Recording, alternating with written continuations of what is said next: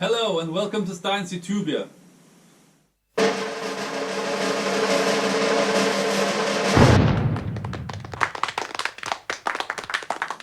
In today's video I will be giving you 5 tips for using microphones on your drums.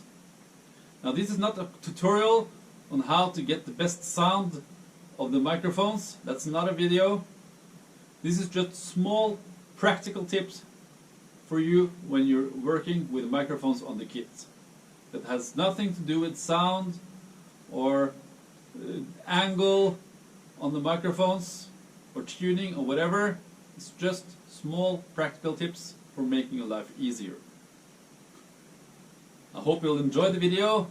And please comment if you have more tips or if you have comments on my tips. And please hit subscribe if you want to do that. And I will be posting videos on drum mics and on mic preamps later. So you might want to subscribe and hit the bell so you will be notified when those videos are up. I will do it as fast as I can. So let's start with tip number 1. Write an input list. Whether you're going to the studio or a concert or whatever, have a list of inputs you need ready. This will make the life of the sound technician much easier. Tip number 2. The order of assembly. When you need to put microphones on a drum kit, put up your whole drum kit first, with everything, with the stands, and then you put the microphones on. And when you have put every mic on, then you start with the cables. Otherwise, you know, when you put up a snare drum and you put a microphone, then you need to move that microphone for the hi-hat or the tom. And if that microphone has a cable on it, the cable would be underneath every stand. So it will be a mess. Put up the drum kit first, then all the mics, and then finally the cables. Tip number 3. Use a proper bass drum microphone stand. A lot of times the sound engineer puts a Beta 52 on a round bass, a small round bass stand. That's not stable enough. If you're going to use a round bass, use the large one for increased stability. Or use a tripod. That's the best thing. Tip number 4. Always have your cables on one side of the drums.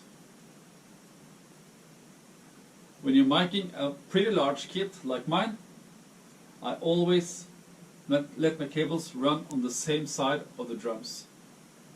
So I always leave a small passage where I can enter the drum kit or get out of here without having to walk over the cables, or, you know, I might trip over them and ruin something.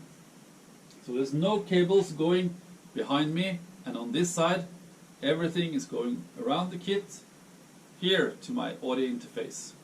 And the same if you're doing a gig as well. The cables might be a little bit longer because they have to go all the way around there, but you don't have to trip on them, and it looks better from here at least. Tip number 5. If you're miking inside the bass drum, you probably want to use a clear batter head on the bass drum. So you can see that the microphone inside is laying exactly where it's supposed to be. It's not moved or twisted or anything. This is a really nice way to ensure that you have the same consistency on the sound of that mic throughout the whole session. And here's a little bonus tip for you. Whenever you're doing a gig, bring an extra cup of coffee. And the first thing you do when you enter, whether it's in a studio or a small club or whatever, you go to the sound tech and you say, I have an extra cup of coffee. Do you want it? And then you have the sound technician on your side for the rest of that gig. And you don't have to fight him when you're putting up your 9-piece drum kit and you need to have more kick drums in the monitors or whatever. He's on your side. Just bring you a cup of coffee and he'll be yours. So I hope you enjoyed this video and I hope you can use some of these tips. Please let me know if you've taken one of my tips and it actually works. It would be nice to hear from you. See you later. Bye.